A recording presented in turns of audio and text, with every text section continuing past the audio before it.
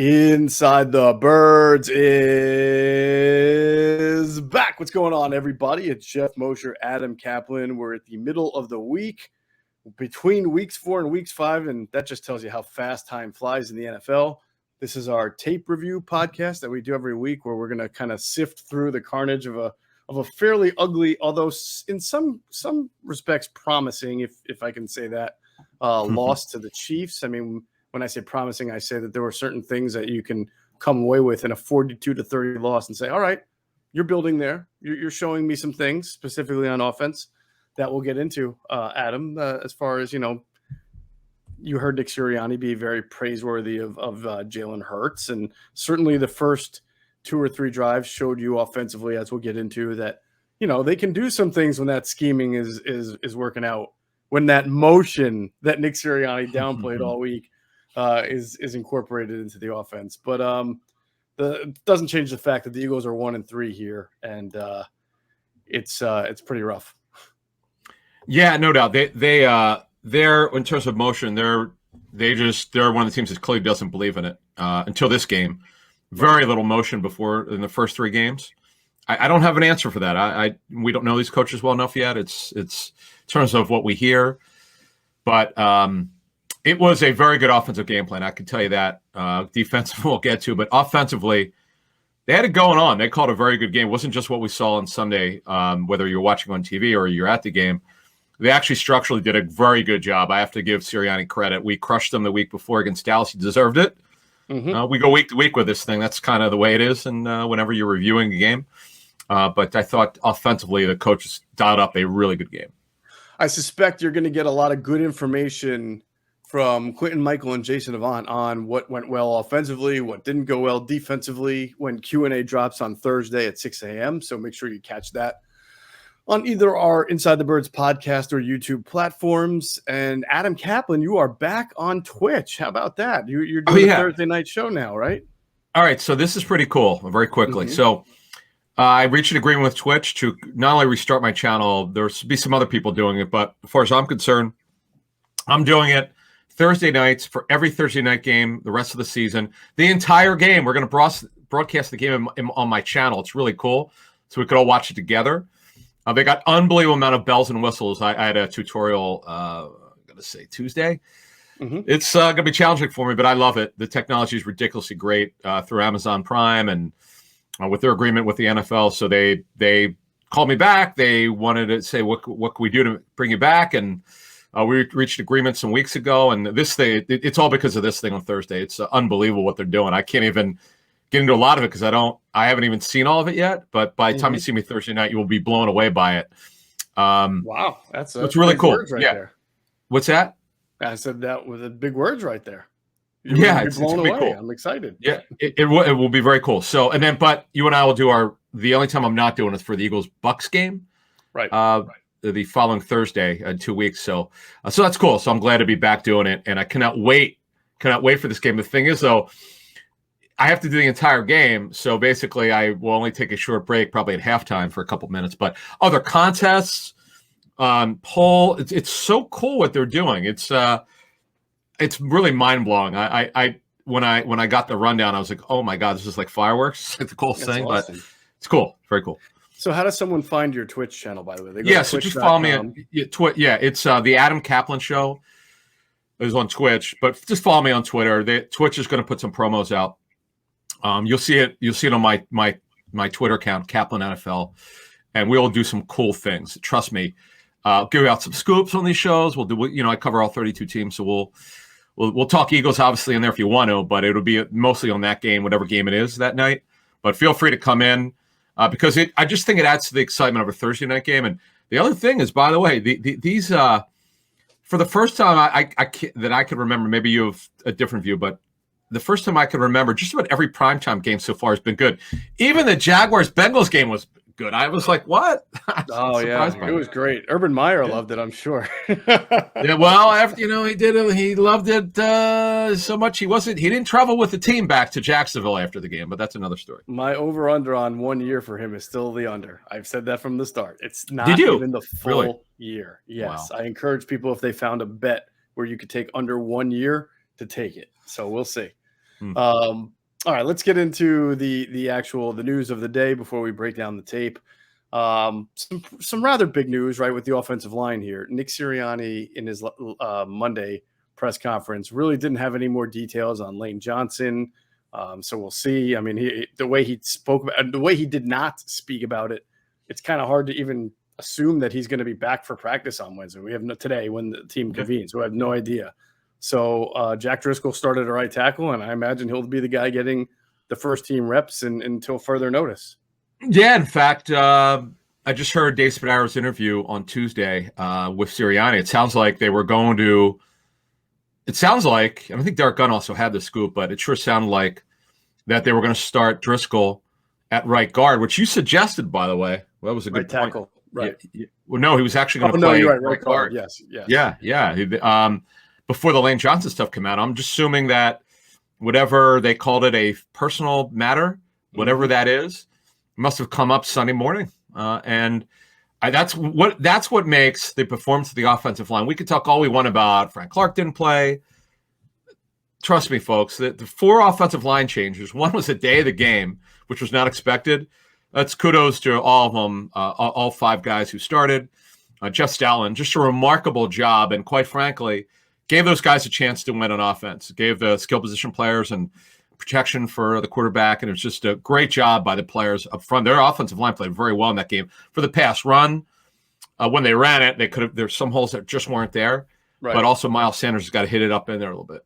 Yeah, no doubt about it. It was a really good performance by the offensive line, especially under the circumstances. But the circumstances don't get easier here, as we find out now that Sua Opeta was put on the COVID-19 list. So you're talking about a team that was already kind of stretched thin, and that's one of their top reserve guards. He was just signed to the 53, I think, of this time last week, and now we'll see if he can make it back in time.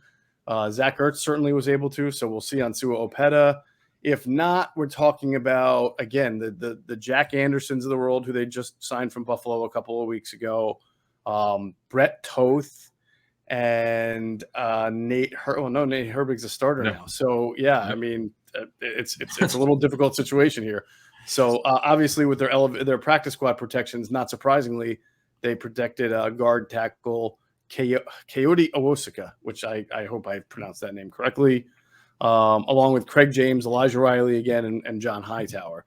But really, they cannot afford any more injuries on the offensive line or whatever, anything to happen. This is someone said on Twitter the other day. It's almost identical as last year. I mean, and I don't remember off the top of my head. Was it this early that they had linemen go down like crazy? Are you kidding me? They started the year in Washington, right, with Herbig and Driscoll at right tackle. Yeah, sure. And then sure. I think Jason Peters got hurt week 3 against the Bengals. I'm pretty sure that's the game he got hurt. And Sayamalo missed about 6 weeks, right? Either that week or the week later. So it was pretty much around this time last year. Jeez, here's what they're down to. On their offensive line, the well-traveled Casey Tucker back for another one. He's on the practice squad. Yep. Owosika, who they protected. Mm-hmm. Is that it? Yeah, that's it. Because LaRaven Clark is still on injured reserve. Practice squad injured reserve. Yep. Wow. Oh, what you're right, man. Paper thin. Paper. What did LaRaven Clark do on the practice squad? I mean, I know these guys practice, so he certainly could have got his knee rolled or ankle rolled, but geez. Man, that's rough. That's a tough one. And we'll see if Mailata can get on the field today. That's the one I forgot. Yeah, we'll see if Mailata. We'll see if that he would can, be big. With this MCL, it's not a bad one. It just MCLs could take a little longer. It's the degree of stiffness. He's got to have flexibility back in it. Mm-hmm. I'll say this much: if he's able to practice, I don't want to say it's a lock, but if he can get on the field this week, the chances are he's going to be able to play. And an MCL is not even if it's not a grade 3, but even if it happened to be, it's not like you were going to be out for the season. MCLs do not get repaired. Mm-hmm. The only time they're repaired is when something else happens to the knee around the medial collateral ligament. So hopefully he can get back this week. If not, you're right, man. It's amazing. And the other thing is, with Mailata, because he could play right tackle as well. Because if Dillard, when we'll get into him, he's doing well. I got some good, interesting stuff on him. That he's got that flexibility. So Dillard could play left, and Mailata could play right if he needed once Mailata's back. That all could happen, I guess. I mean, I don't know that Mailata's played a ton of right tackle, but I suppose if he had to play it in a pinch, he'd probably be better at than Dillard was, because he has been. Well, not only that, trained at it. But you have to ask yourself this question: if Lane Johnson's not back, would you? And Mailata's healthy enough to play, would you have Mailata or Jack Driscoll? And that's only Jeff Stoutland could answer that. But Dillard has. Mailata's played right tackle. He's practiced there. Understand he's played and practiced way more left, but he can do it. There you go. All right, so let's break down this game for the Eagles' standpoint. We'll talk about the Eagles' offense first against the Chiefs' defense. Obviously, we talked about Nick Sirianni said that it was the best game he's seen. Did he say it was the best game he's seen Jalen Hurts play or a quarterback play? I kind of forget now. Either way, Sunday he did. Very, very praiseworthy. Sunday, I'm fairly certain that he said one of the best he's seen in years by quarterback, and I mean, that's insane. You have to play You have to play a Tom Brady game to do that. Here's the thing: Hurts played it's significantly better, obviously, than the Dallas game or the Niners game. Right, and he made some really good throws in this game. We'll get into that. My grades dropped slightly after talking to two people about the tape. I was going to give him an 8 on my 10-point quarterback scale. I give him a 7.5 or 7.25, but still very good. I mean, here's the deal: he played winning football. You could always win, like the way that he played in this game. You absolutely can win. You can't win when their defense takes another day off. You can't. I mean, they didn't compete. I wrote that down as a note. I'm glad you said it. That was my overall assessment of Jalen Hurts. He played well, really well at times, and he played winning football. You get that kind of effort from Jalen Hurts on a week-to-week basis, you're probably going to win more games than you lose. I'm not saying he played Super Bowl champion caliber football or deep playoff run football, but he played winning football. You go through quarterbacks and, guys who may not be Pro Bowlers or all pros, but you say, they play winning football. They do what they're supposed to do. He didn't. How many passes did he throw? He threw 48 passes, and he did not throw an interception. Now there were a couple that could have been, but the bottom line is when you throw the ball 48 times and you don't turn the ball over on an interception. Yes, he did have the fumble. I guess that actually was recovered by Herbig, I think, at the end of the half. So Correct. It wasn't a change of possession. Correct. So technically he did not turn the ball over at all. And he touched it 48 times as far as attempts, and then another 8 runs. So my God, 56 plays went through that man's responsibility. That's a lot. And so I give him a ton of credit for that. I'm glad you mentioned that, because we have really not talked about it. If you compare the way that Wentz turned the ball over, where he just crushed the football team. Oh yeah. That is a very big plus. It's a shame on me for not mentioning this about Hurts so far. He's far from perfect. Does he leave throws on the field? Yes, he did in this game. Mm-hmm. Dallas is way worse. He did in this game, no question. He also made a lot of good throws. So I'm encouraged, but you'd rather not have the variance of the highs and the lows. Okay, but he's also only made his 8th start. Nobody's perfect. Mm-hmm. You just gotta understand where he was when they got them and where he is now. And, he has a new staff. He's learning yet another offense. It's not going to happen overnight, but you have to be encouraged with the way he played this game. I would agree. First of all, as you're saying with Carson Wentz, I'm going to say God bless Jalen Hurts for understanding when to throw the football out of bounds. Okay, that's the biggest thing. He's good at that. Yes. Right. Yeah, he's good at that. He does not take unnecessary sacks. He was sacked twice. That's what I mean. Yes. One of them was from running around the pocket a little bit too much. Okay, that happens, but for the most part, he did not like.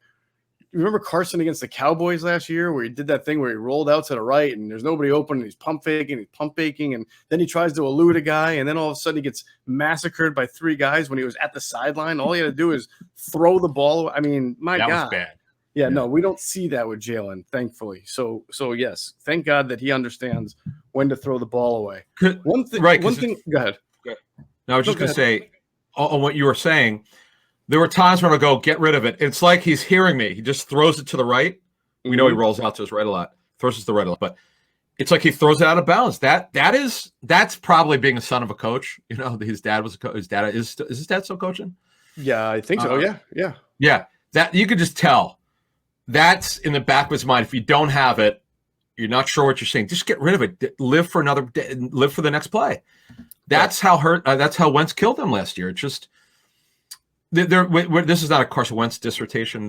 That's well behind. It's the first time we've mentioned Wentz in months in terms of this show and last season. But that is certainly a difference. Now we got into this game, and you made a great point. I mean, all the dropbacks, all the RPOs, everything that they asked him to do in this game to execute and not turn the ball over is pretty impressive to me. Nothing was perfect, folks. I get it. He missed some throws that he's got to make, but that's what tape study shows. And you hope game after game after game, he does less of it and less of it where he gets rid of it. But on time, the timing he had some good timing throws. Whereas against Dallas, there was no timing. He was awful. Right. This was a good step for him. If you're a Hurts fan, you have to feel good. If you're a Hurts detractor, I don't think you're winning this argument in this game. He did a good job, but not perfect, far from it. Not a great game, but a good to very good game. Yeah, definitely. One thing that stuck out, the Chiefs definitely came after him at times. So that's a feather in the cap as well. When no turnover when the Chiefs and they zero blitzed. I mean, they really threw some exotic stuff at him. That's Spags. Right. That is Spags.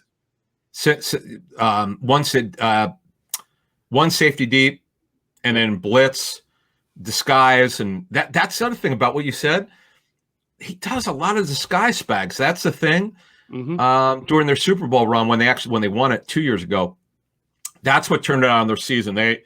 He did a lot. Their defense. Now they were bad against the run for a while. Then they turned the run defense around, but they were getting turnovers. They were doing better against the pass, and you saw some of that here. But he handled it. I understand two of their top four corners are out. Certainly true, but he didn't turn it over. He didn't force throws, and that's the thing is when you don't just force throws because you're trying to make a play.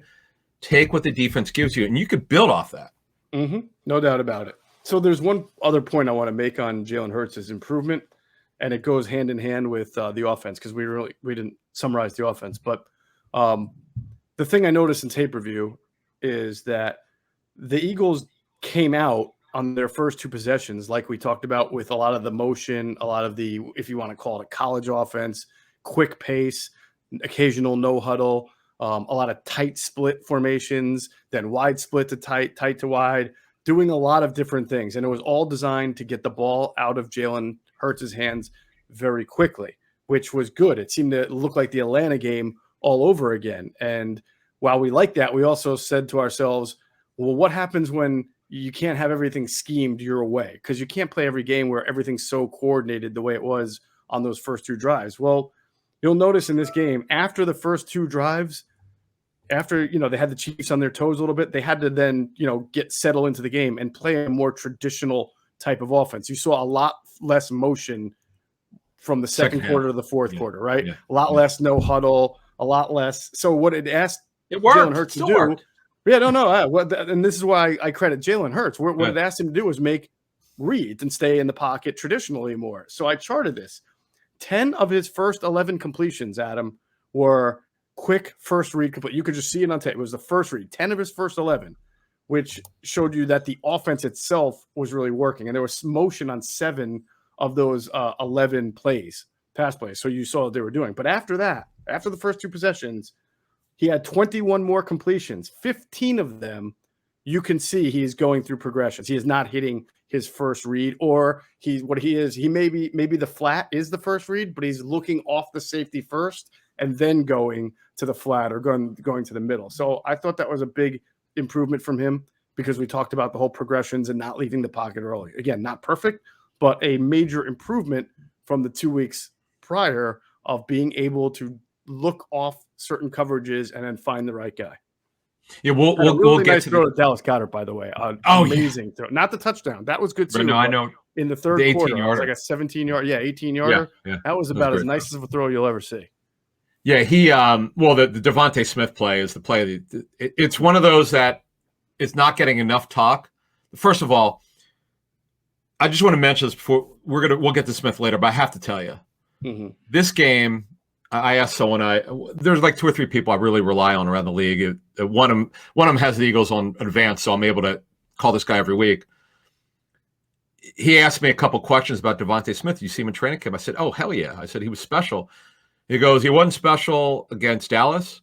He wasn't special week 2 against the Niners, but he sure as hell looked good in week 1 and got off to a good start. But he goes, he was special in this game. His releases were phenomenal. His route running was off the hook, tough. He ran through contact. That was the thing that I mentioned on a pregame show with Jason Avant and Greg Cosell. And Jason did a great job of explaining it, what running through contact is. And he struggled with it against Dallas. He ran through contact. He was awesome in this game. He looked like a top 10 pick in this game. Yeah, this is the first game where you go, okay, I see it now. Not that he had not been bad at all, but he had not looked special until this game. This was, wow. Yeah, I think he was the first rookie since Macklin in 2009. Is it Macklin 2009 to have? He was drafted in 9. Yeah, to have a 100-yard game in the first 4 games of his career. Wow, I didn't know that. So, okay. Yeah. Yep. So and he we'll get to the receivers, but I want just to finish up on the offense. I'm wondering, did your personnel people that you spoke to have anything to say about the red zone offense in particular? Because there were a few things that perturbed me. Yeah, I mean, I would say that I don't know what the correct term would be. Did Hurts get happy feet? He didn't do as well in the red zone. The guys were getting open. We know about the Ertz miss. That has to be a touchdown. He didn't. Gotta be. You can't miss on that. He turned his body in the face of pressure. Just take one step. That was one of the few throws that he made where I don't think he had his body lined up correctly. It's kind of, you could see this on TV actually. I saw it on iFios, and they have great slow motion. So I did a frame by frame. And then one of the guys I spoke to mentioned it to me. So that again, you got to hit that. That's a 3rd and 8 touchdown. Yeah. Great route. It's right there for him. Yep. Hurts was not as effective. The tight ends got open on some plays. They didn't get it. Now the one that Goddard made, holy smokes, that was a nice catch. That talk about playing through contact. The one that got called back, unfortunately. Yeah.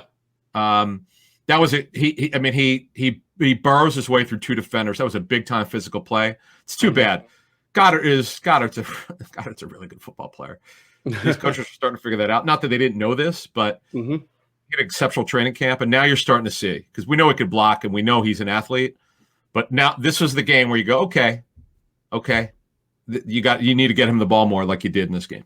Yeah, there was also this is not a Jalen Hurts comment, but an offense in general. There was a red zone play that bothered me. I think it was a 2nd or a 3rd and goal, and Nick kept 2 blockers in. He kept the running back and a tight end in to block, so that only gives you 3 outlets against a zone defense that I don't think they only rushed 4. So 3 versus 7 is not going to win a whole lot of battles. And maybe they didn't know zone was coming. But either way, I mean, you got to give your quarterback a little bit more opportunities than that. Your offensive line had been holding its own. If you're expecting a blitz, then maybe come out with a blitz beater like a 5 wide where you get the ball out quickly or something like that. But I just didn't like 3 outlets on a major red zone play. All right, a couple more notes on Hurts here. Pass placement accuracy is really good in this game. The one issue that I've had with Hurts since he was drafted, there were too many there had been too many throws before this game. Not many in the Atlanta game, though there were some where he was his overall. Actually, it's not just his percentage. It's where did you throw the ball to your pass target? Did you have him slow down? There were too many throws previously before this game where the pass target would have to slow down to get it. It was on his hip where it needs to be here. If you're watching this on YouTube. This game, conceptually, the run after the catch was much better. He threw it to the pass target with timing, go get the football a little bit. He just much better on it. That was a very good sign with his timing. He's not a anticipation thrower, but guess what? Neither is Dak Prescott, neither is Justin Herbert. Dak's better with anticipation, but that's really not his game. Right, see it, throw it.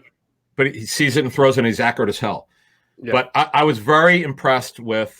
And based mostly on what I was told, the term is in my notes pass placement accuracy. So someone gave it to me, and I'm like, this sounds good because that's kind of what I thought. The offensive structure is phenomenal. You saw the circle motion, which is orbit.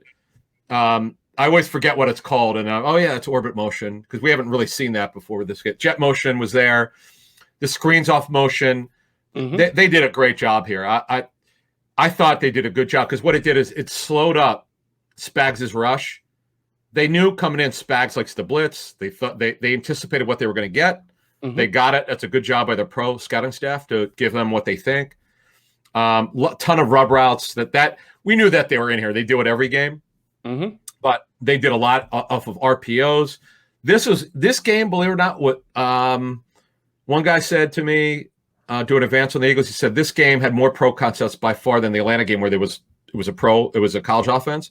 So the whole first half was college. Right. But it was all good. That's where the NFL is now with certain teams. Yep. And it was I put in my notes, it was very clear they had this in mind to get Hurts back on track. Now, the question would be off that, I would give it to you. Mm-hmm. And I know we're going to preview the game on Friday, the Carolina game. Phil Snow is rules D coordinator who's been with him ever at Baylor and Temple. He coached a long time in the NFL, did coach with a long-time college D coordinator and assistant position coach, but he also coached in the NFL with the Lions. But he's seen college offenses. Mm-hmm. He's seen RPOs like crazy. He's seen it. I'm very curious to see. Well, there's no way to know this, but I'm very curious. So what would you do? Would you combine two offenses? Because you talked about you heard that they did some more conventional stuff. Would you combine the two? Would you go with more of a college offense? Like, what would you do going forward? Well, it's pretty clear to me that the reason why. Well, this is my opinion, right? I feel like the reason why you saw it early and then not was that they used that kind of offense to get Jalen Hurts in a rhythm. That's not the offense that they want to run. They're not the San Francisco 49ers. They're not who else uses that much? It's just they're not like that. Rams. Okay? Browns. Yeah. Rams. Exactly. Yeah. That's when I first started watching the game. I thought, wow, this is like what Sean McVay and Jared. It was awesome, really. Yeah. Gotta tell you. Yeah. It was pretty cool. Yeah. But then when you saw it stop, but Jalen Hurts still be able to thrive, then you realize, okay, I remember when I covered the Eagles that Andy Reid would do this with Donovan McNabb. Andy knew that Donovan sometimes would come out in games very flat and just inaccurate. We all know about the worm burners and this and that. So a lot of times in his first scripted 15 plays, he would call screens, he would call short stuff. He would specifically call one read type plays to get the ball out of Donovan's hands and get him in a rhythm. Sometimes it was great and worked. Sometimes it still didn't work. You'd see him start off hot and then have bad second halves. At the end of the day, Donovan was a great quarterback and won a lot of games. We have to see with Jalen. But it's clear to me that that's why they did it. And so as they go into Carolina on a road game against a pretty good defense, I think that they're going to have to do something very similar. I'm not saying have to. I think that they will attempt to do something very similar to get Jalen in the flow of the game, get that ball out of his hand, and then again kind of go back into their conventional offense after that. I don't think we're ever I was after the game, I'm like, wow, they did so much stuff. And then you realize, you look at the tape and you're like, no, they stopped it after about 2 or 3 possessions. So that's really not their base offense, but it to me, it's what they feel they need to do to get Jalen warmed up. And so to answer your question, like, it doesn't always have to be RPOs. It could just be screens, like you're saying. It could just be RPOs. You can do 1,000 different ways. You can target 1,000 different people. So I do think that that's how you're going to see them start the game for the foreseeable future. Well, yeah. See, against Atlanta, to help them out, that was very smart. First game as a full-time starter against Atlanta on the road. Mm-hmm. Get him comfortable, get him accurate. That's exactly what McNabb would do. In fact, I remember sitting with Jaws and Cosell many, many years ago at NFL Films. And Jaws would talk about it. He went through the same thing when he was a player. When he was struggling, help him get accurate and comfortable, get the ball out of his hands on a 3-step drop, get his confidence back. Well, in this case, get Hurts off to a good start, get him confident. And boy, he was. Right. This is just so to finish up here, let me see what my other notes here. All right, the negatives. In terms of leaving throws on the field. He did miss the throws with inaccuracy, but he moved when he moved sometimes when he didn't need to move. This has been an ongoing challenge for him. Mm-hmm. Not as bad as the Dallas game where it was really bad. Right. Or when he does this little things like he'll move 1 or 2 steps to the right when he doesn't need to. Or you had told me early on Tuesday, I thought this was a great point. Mm-hmm. Sometimes you got to step up in the pocket. Like he could see. He's tall enough. He's 6'1". He could see. step up sometimes instead of rolling to the right, step up and drill it. That he sometimes does not do that where I don't think he's sure where he wants to go. But that will come. This is all from tape study. Because if you look, let's say he made, just taking a random number, let's say he made 30 mistakes in the Dallas game. Okay. I'm just using a very high number. Who the hell knows? I'm just taking a random number. I got you. He may have made only 10 in this game. That's pretty good considering they threw the ball 48 times. Exactly. No, I agree with you. There was a play, I wrote it down, where he did a really nice job of stepping up in the pocket. I'm trying to find it. I think it was either in the second or third quarter. Maybe it was that one to Dallas Goedert. But there were a couple of times where I noticed he did climb the pocket and good things happened. But in general, when he's pressured, he tends to either do that backpedal, and then try to throw it, which worked once to Kenny Gainwell, which wound up being a huge a crossing route. I think that set up the touchdown that they had, either the first or second touchdown. It was it the 4th and 2 that they did that to Gainwell across the middle? It's the one where Gainwell actually fumbled and amazingly. I don't remember. But that was pretty early in the game. But for the most part, he tries that, and then you can see you lose the arm strength when you're drifting back, and so it looks like specifically Spags did try to pressure him up the middle. He did some double A gap blitzing, even some Mike Zimmer-esque type of stuff, but that's also Jim Johnson as well. So it'll be interesting to see how teams pressure him. And when you pressure him up the middle, you need your defensive ends then to be less wide in their rush lanes, because he's either gonna drift back or he's gonna go right or go left, and you want to make sure you still keep him in that pocket so you can finish off that interior pressure. What I did want to add this is it's just the offensive line did such a good job in pass pro. I never saw this coming. 4 guys are out. I mean, it's just it's a tribute, and Dickerson was really good in pass pro compared to obviously the other game. Yeah, Dickerson looked a lot better. I wonder if just moving to the left side, where I think he had played last at Alabama, might have helped him a little bit. All right, a few more observations on the offense. First, download the top-rated DraftKings Sportsbook app now. Use promo code ITB, and if you bet just $1 on any NFL game and you win $100 in free bets if either team scores a point. That's it. Use promo code ITB this week at DraftKings Sportsbook. That's an amazing deal if they score a point. They give great deals, man. I got to tell you, they're making it easy for you to win. Come on. Absolutely. And of course, if you want to make it easier for yourself to win, make sure you check out our friends at BetQL. Download that BetQL app. You'll make the smartest bets because they have a best bets computer model that scans over 350,000 unique bets a year that gives you the best bet recommendation for every game, every sport, every major sport, and allows you to place the bet. Their model covers spreads, over-unders, player props. And if you don't like to use that model, if you're a researcher, they've got all the necessary tools for your betting research needs, like sharp data, line movement, team summaries, lineup and injury breaking news, even a leaderboard to track your success. So head to the App Store or Google Play Store now to download BetQL. You can also head to try.betql.co/ITB and just enter the promo code ITB at payment checkout for 25% off their subscription offerings. And they also have a sportsbook offers page if you live in one of the eligible states to claim free offers upon signing up at any one of the sportsbooks listed. So don't miss out on the chance to beat your sportsbook this football fall season using BetQL.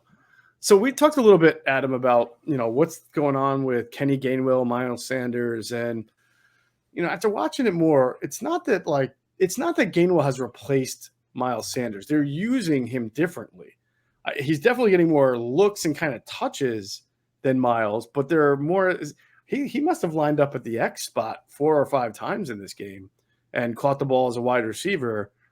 He did have a couple of runs, no doubt about it, but it's not like he only had 3 runs. But he was obviously lined up as a receiver, and he caught 6 passes. He had 8 targets. So I don't know that he's replaced Miles Sanders or if he's like the team's number 3 receiver. I don't know what it is, but I think the way the offense just went this game, and they knew they were going to have to score points. Yeah, they ran more than they did the week before because everybody knew, it was all down their throats. You got to run. And of course they want to run. Yeah, I know.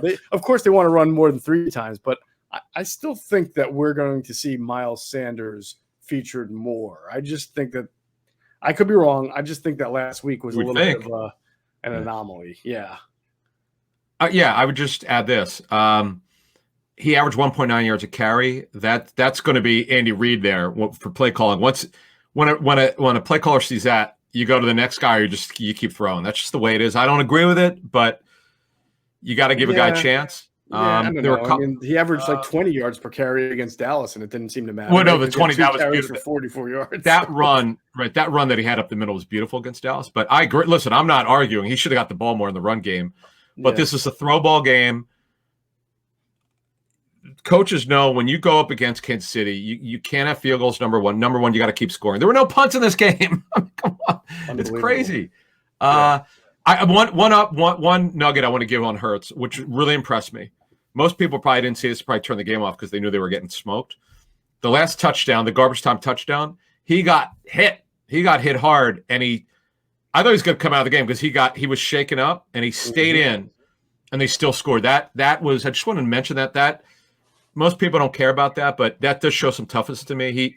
I thought they were going to take him out because the game is over, and he got hit. And he got hit hard, and he stood up, and they finished the drive off and scored. That was impressive to me. Maybe not to other people, but it was to me. No, I thought it was impressive as well. If I'm gonna pick a little bit of a bone with the offensive staff, I'm gonna say you put the ball in Jalen Reagor's hands on a run in the first quarter as you were doing your college offense. He gave you 9 yards on a run. That's good. Then later in the game, he threw a screen. He gave you 12. Or no, he gave you 12 yards on the run, 9 yards on the screen. That's pretty good. You put the ball in his hands as a kickoff returner, 44 yards. So, I mean, 3 plays and almost, 1 44-yard, 1 almost first down, and a first down.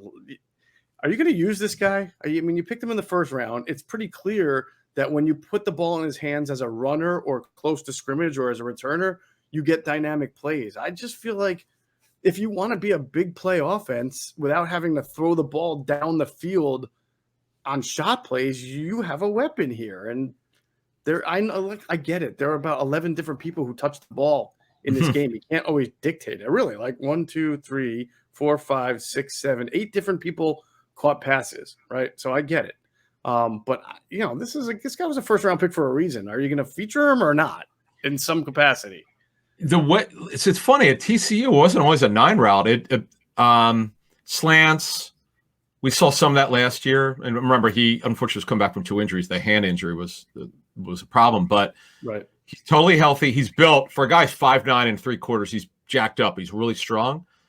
Could you give him a 7 route, an in-breaker, skinny post? Let's see some different routes. I like to see more. Yeah, no doubt. And you make a great point. Look, there's only so much to go around. This is what Steichen was talking about on Tuesday. Chance Steichen, their OC. There's only so much of the ball to go around, and I know they've only played 4 games, but he's got to get the ball more. It's funny. I'm saying that, and you're saying it, but then we begged them to get Ertz and got it the ball, and they sure as hell did. So I can't have everything, right? They also had 467 yards of offense. Right. So. Listen, the coaches did a really good job. They did. But let's be fair. They stunk in the red zone, and here's a guy who I think can help you in the red zone. Yeah. And you want to pop big plays. Here's a guy you can pop big plays with. And look, we love Zach Ertz, but you can get more explosive plays out of Jalen Reagor than you are going to get out of Zach Ertz. So I don't know. We talked all about this identity of this offense and how they're trying to satisfy so many different. Well, it's a passing offense. I mean, it's absolutely a passing offense. I'm glad you brought that up. So to summarize, what do we know through 4 games? This is a passing offense. Yeah. Not going to run it very much. Okay. In theory, it's some sort of a West Coast timing offense. We've seen some of that, not some of that. They're still trying to figure this out. I understand their line. They're down 4 linemen right now. Right. So maybe we'll see, as you mentioned earlier, how that's going to impact the game against Carolina, who likes the blitz, and Hassan Reddick from Temple, and Brian Burns. We'll see how that impacts the game this week. But I just think right now their identity is passing the ball. Not I know, because we have the tape and we have the numbers to show us this. But I still think they have to figure out with Sanders what he is in this offense. Gainwell, you said it very well. We knew how much they liked him. We said this after the draft. The coaches were pushed for him. Okay, but and we're still not seeing verticals with him. Although you mentioned he did he lined up the X position, which right. Cosell told us, Greg told us that when we had him after the draft, that he did notice that at boundary X at Memphis. And his coach, Ryan Silverfield, told us that. Yes. That they did that with him, line him up outside. So, okay. But he's explosive. I want to see him get in space more. Yeah, they did some screens, no doubt. He got the ball a lot. Now, they were behind, though. I like to see in a natural progression of a game when it's tight, in a normal game, not when they're so far behind, then again, the defense can't seem to keep them in the game. But if they're in this Carolina game, I'd like to see them get it on a linebacker, use him on a vertical. And just on the normal circumstances, I'd like to see him used kind of like they thought they would, not just because they're behind. Oh, I'm glad you said that, because I wrote one more note down in watching this. So, yes, they scored 30 points, but to me, when it mattered, they scored 23, right? Exactly. That last touchdown was garbage time touchdown. And 23 points, the first 10 of them came on those first two possessions when we talked about their up-tempo, college-y-like offense, right? So after the first quarter, they really only scored 13 points until the garbage time touchdown. And so what that says to me, I think, is that I feel like they're a team that can't play. What's that? No, 4 TDs. How many did they lose? 3 or 4? They had a couple wiped away. Yeah, that's true. I'm not sure they're going to be a team that can play from behind a whole lot. Right? Why so? How so? Because I think that they operate best when they can dictate the tempo and they don't have to always be a traditional, unless they just fix their penalties and they fix their red zone offense. I just feel like it's going to be tough for them if they fall behind, because then they're going to abandon the run. They're going to ask Jalen to throw the ball a whole lot. And like I said, from the second to the fourth quarter, with all the throwing, and he was accurate and he didn't turn the ball over, but they didn't score a truckload of points. Now, they did have one wiped away by Devontae Smith stepping out of bounds, but the bottom line is it happened. So, again, and maybe they fix up the red zone, but I sense, and I could be wrong, we'll see, but that they will not be, so far it's proven to be true, is that they'll not be a very effective offense if they're playing from behind a lot. I guess you could probably say that about a lot of teams, but there are some teams you can give them more of the benefit of the doubt to be able to be down by 10 or 12, like the Bucs or Chiefs or Dallas, not even just those 3. I'm sure there are some other teams that you feel okay even if they're down by 7 or 10. Not sure that's where you want the Eagles. Well, here, because their defense is so bad the last 2 weeks, but here's the problem. The defense is so bad, they're going to be behind. I mean, I'm so, we'll get the defense in a couple minutes. I'm so blown away about how bad the defense has been the last 2 weeks. I don't know if they're going to be in a game right now that they're going to throw the ball less than 40 times. That's how bad the defense is. It's ridiculous to say that. So let's go over these touchdowns they lost. To Ertz for 3 yards, negated by a penalty. Goddard lost that beautiful catch where he just bulldozed his way in for 6 yards by a penalty. Yep. You mentioned Devontae Smith got pushed out of bounds. That's 3. Was there another 4? Was there a 4th? No, I don't think there was a 4th. Okay. But it's not like they lost 21 points, because I think on one of those, they actually wound up scoring a touchdown after the penalty, right? And then they got 3 on the first drive. So, by the way, do you remember the pass to Greg Ward that in the end zone that was not a touch? That was a drop. That's a drop to me. People kind of got on Jalen. When you freeze frame it, it's in his hands. I mean, he's Greg Ward. He's a reliable receiver. You got to catch that. Okay. You got to catch that. He didn't have to jump or anything. The opinions vary on that one. I know people seem to be divide on that one. That's fine. I mean, if you're the type of receiver that needs to be hit in the chest squarely on every single throw, then you don't belong in the NFL. And Greg Ward does. I'm not saying he doesn't. I'm just saying that the pass that was a tough one. I'm not sure on that one. Like I haven't seen it enough, and I didn't really ask. Yeah, I mean, so I watched it over and over, and I'm like, okay. He didn't trip. I mean, he just reached his hands out, had it there, and didn't get it. Okay. Yeah, I'll take your word for it. Well, not every pass is going to be, laser accurate. So, all right, let's talk about the defense that you were getting into first. Let's tell our friends and our listeners to go to phlsportsnation.com. They're enhancing the fans' experience with their coverage of Philadelphia sports teams. They are for the fan, by the fan. That's their motto. So make sure you check them out at phlsportsnation.com and on Twitter at phlsportsnation. And we'll pause real quick for another word from our great sponsors, including our friends at Sky Motor Cars. All right, we will talk about the defense. Let's just wrap up the offense in general, because I know there were some offensive line notes, Adam, that you wanted to discuss. Yeah, so the thing about Dillard is, and this is, I don't think I've ever said this about Dillard because it's hard to know this. A, you got to watch the tape, and B, you have to have studied this guy. This is the first game, just talking to different people, watch the tape, that he looked like he was playing not only with better technique, but with a lot of confidence. Like Stoutland, as Trey Thomas told us last year, teaches a different technique than most teams do. The hands are lower. Well, his hands were really good in this game. Very few pressures he gave up. Footwork was really good. This is a really good game to pillar to post in the past game, even better than the last game. He just was really good to this game, and he clearly is starting to get it. Dickerson was really good in pass pro. Best game by far. I didn't ask a lot because they didn't run the ball very much about kind of what their offensive line looked like in the run game. I didn't get any real feedback back, but the offensive line, it was really good. And just the point about Dillard is the technique is 1,000 times better. Even training camp, he struggled. For folks who were there, any fans who were there to watch. You and I were there. The Jack, even when they practiced against the Jets, when I saw him, it wasn't really good. He's taken a big step. I know he's stronger only because his technique's better, so it makes him look stronger, and he's also put weight on. But the good thing is he's not other than the dumb penalties. He's just gotta be smarter. He's really taken a step up. This is really good. This is what they were hoping, Geoff. This is what they're hoping for.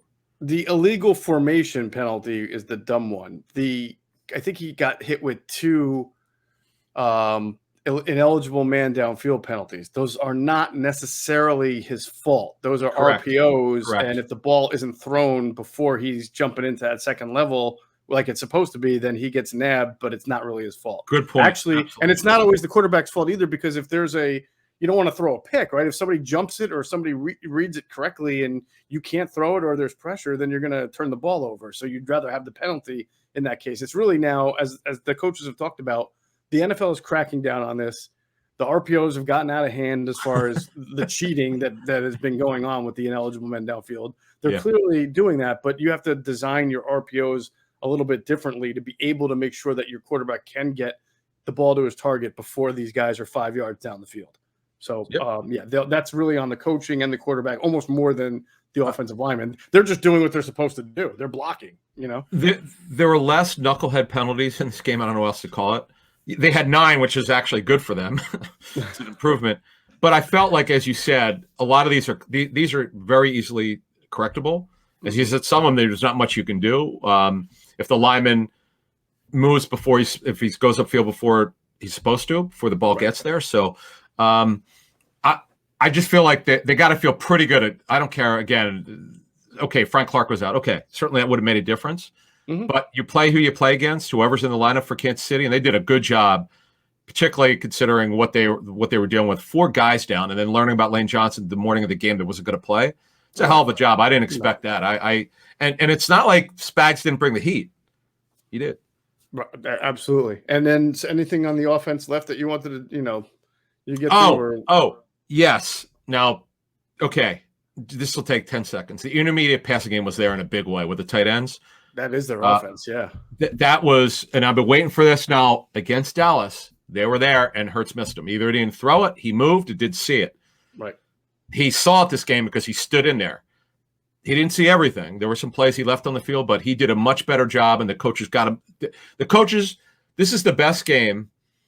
See, Atlanta was a lot of short stuff. They expanded the passing game this time. Yes. And this was good to see that the coaches got it.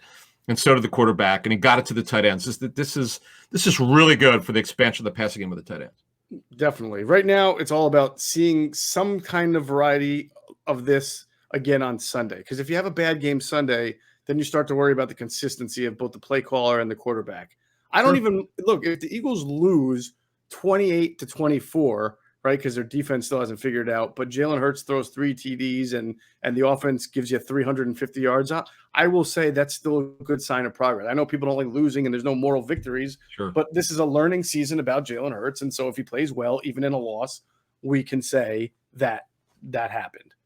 All right, let's move on to the defense, because this one, oh man, I don't want to take an hour on this. We'll just sum it up. No, we don't have to. I think look, the themes are it could take an hour, but I don't want to. It really could. But here's what people need to understand. All right, and I'm not going to be a defense attorney here. I'm just going to tell you, all right, counselor, how it is. Okay.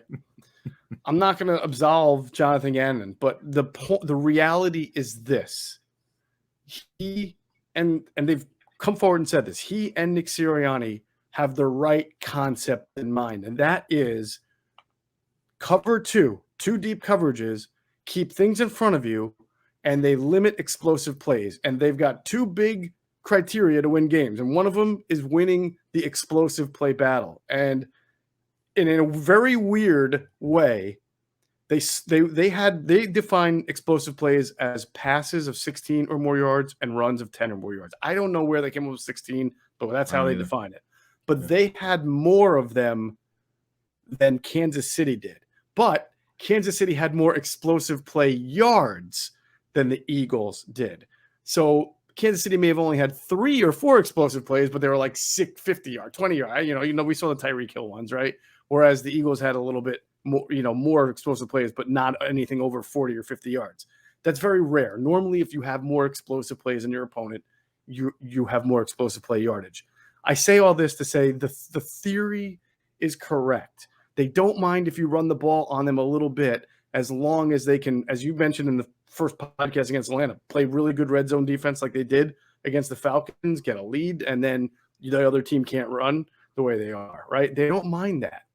The problem is they're trying to do this and play these 2 deep safeties when they don't have the right personnel, and B, it's not just that they lack the correct personnel, because they need to get bigger at linebacker and better at safety, but even their defensive line techniques are not what they should be, based on people I speak to. I mean, they're still kind of adjusting from a fly at the quarterback Jim Schwartz system to, all right, now you're 2-gapping, now you got to hold up your blocks. And I know it looks like Fletcher Cox isn't playing well, but the guy's getting double team driven back every play. How many good defensive tackles, or just defensive tackles in general, Adam, over a 2-week span are just going to have the run just pounded on him and pounded on him and pounded on him? No one, because nobody runs like that anymore, except when you're playing the Eagles. It was interesting in this game. First of all, their third down defense was atrocious. 9 of 10. That can't happen. You can't. Very bad. Yep. It was bad. And that's the problem with the run game. It was too much second and short, because Edwards-Helaire had a very good game. This is 2 back-to-back games that he played really, really well. I know he'd been disappointment for the Chiefs so far, but he's starting to play better. Darrell Williams also did a good job. He's also been their short yardage back. They got Hardman involved in the run game.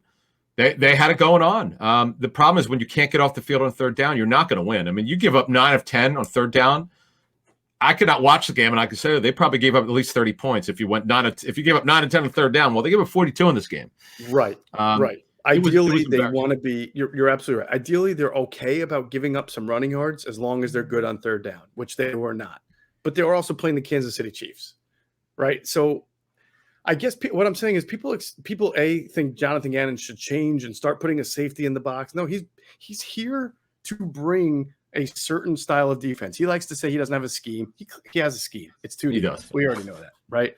He says that, though, with intent, because he doesn't want you to think that what you're seeing now is what you're going to see a year from now or 2 months from now. It's in its embryonic stages, all right? He's going to do different things eventually. But right now, he's up against it. He's playing the toughest part of the schedule, and his team can't stop the run. Now, I'm not absolving him. He can do some things. We'll talk about that. But the bottom line is he's going to be a 2-deep guy. And everybody who complained about 1 deep with Jim Schwartz and how often the Eagles get beat over the top and beat over the top and beat over the top, well, now you can't be the guy saying, well, you're giving up too many runs. You're giving up too many runs. It's one or the other. They're not getting beat up top a whole lot. Well, here now off that, the issue, yes, it's alignment, assignment, and technique is the way one person explained it to me. That's what JD says all the time. I'm sorry? Those are the 3 words Jonathan Gannon says all the time in his press conferences. Okay. Well, the guy that I spoke to on Tuesday night said, here's the problem. When you're playing, they call it a 30 or 40. 3-4 is a 30, 4-3 is a 4, 44 front, 43 front. So the techniques that they're using are so different. They're completely different than Jim Schwartz's scheme. We're not absolving or making excuses. We're just telling you what the challenges are. The hand usage, the way that they align, the way Josh Sweat is used is completely different than when he was with Jim Schwartz. Sweat, Kerrigan. Yeah. I mean, Josh Sweat is just not being used the same way. Then you throw in no Brandon Graham for the rest of the season, who's one of the better run-stopping DNs in the league. Who his pursuit is just ridiculous, and he's not a tall guy. He's not even 6'2". He's listed 6'2". He's not 6'2". He's shorter than that. Right. But his pursuit and technique is so great. You remove him, it's just it's hard. I mean, Kerrigan, by the way, barely played in this game compared to snaps were down. They went they didn't use Avery as a fit. They changed it up. They went almost exclusively nickel.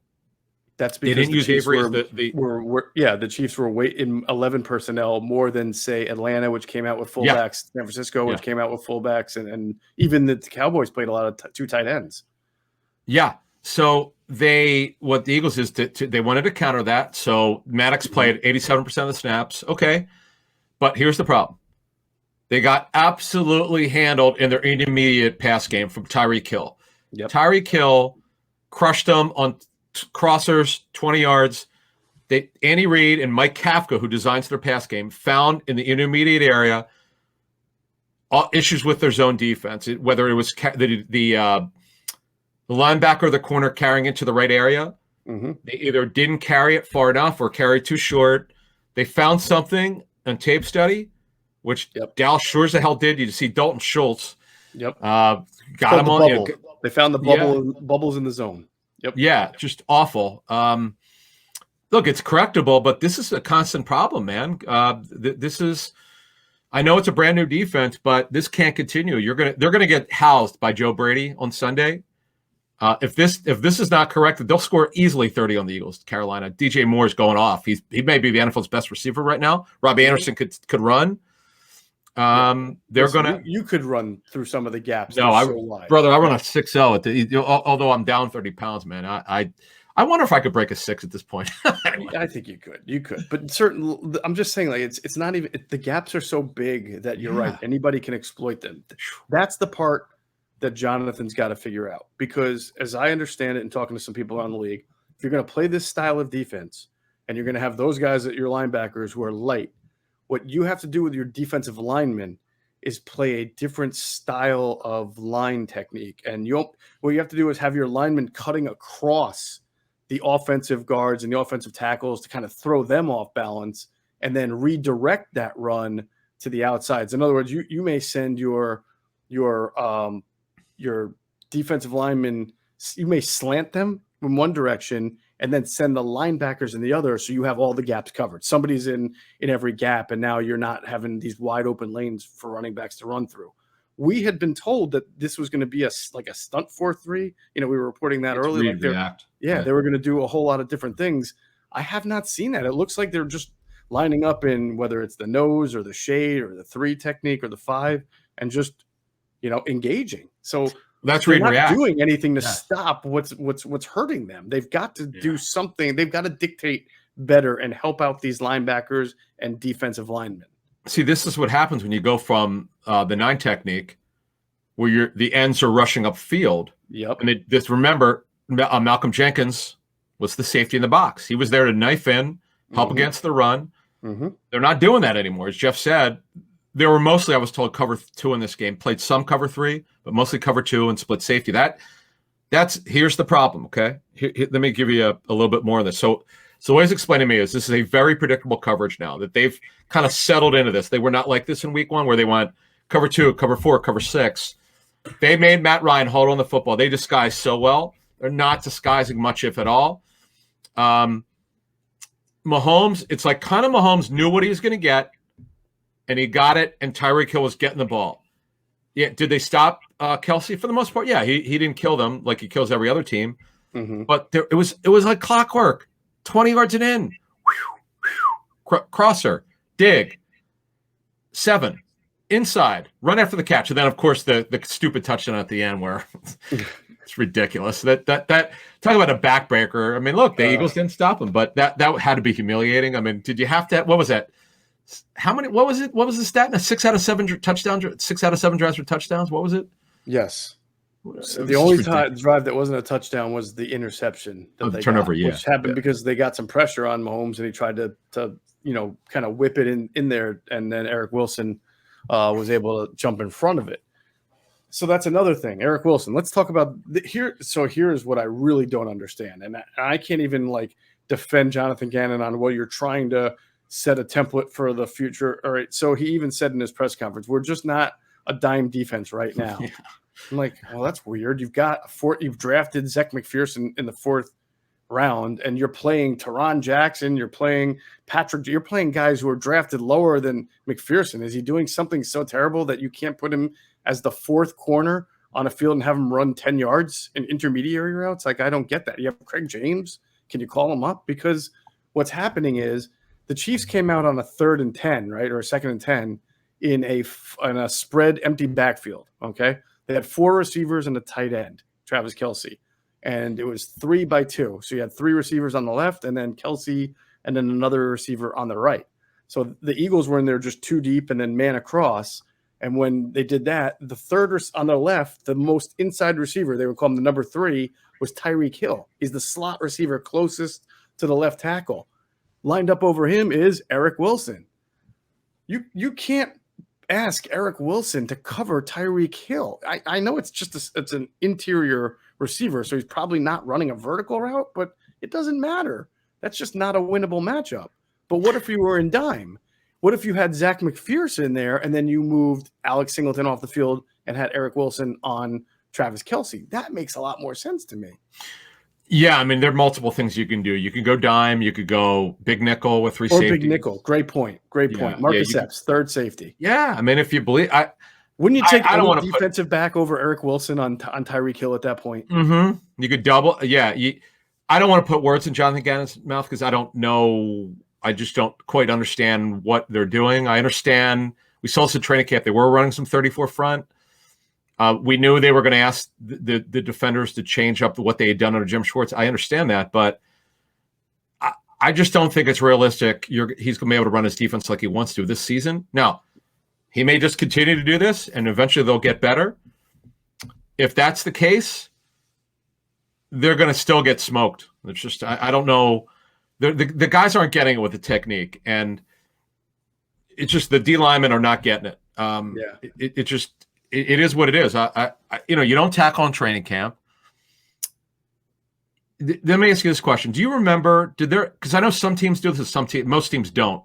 Ones don't normally go up against the ones in training camp. I don't know if the Eagles were doing that because I don't remember in this training camp. Yep. Okay. Yeah. But they weren't tackling to the ground. Right. You're only, you don't. These guys don't practice a ton. They rotate guys in training camp, but it's just not the same speed. And it's just I understand they've only played 4 games, but 2 back-to-back 40-point games. It's just embarrassing. It is. I don't know. I don't know what's going to happen this game against Carolina. It's because the offense looks like that they could score if the coaches continue to understand what's going to work for them with their speed. They really did a good job of using their speed on offense. They'll be able to score, but defensively, and I didn't expect this. Week 1, I thought, okay, this looks like Gannon's got it going on. He did the disguise stuff, which we were told he was going to do, and then he's gradually backed off of it. I don't know. I'd have to ask it based on the people I spoke with on Tuesday. Sure as hell didn't look like a disguise at all. If they did very little, and by the way, on zone defense, that's what zone is all about. Whereas man, you don't really do that in zone. You're supposed to, and right. I don't know. Well, no, that was about as vanilla as it gets from a frontline scheme to a back end scheme. And I don't know how you expect to be vanilla against a team as good as the Kansas City Chiefs and expect to succeed. So he's got, like I said, I understand that he's trying to set up a philosophy here of 2 deep and we're going to limit explosive plays, and that they've, for the most part, done a pretty decent job of that.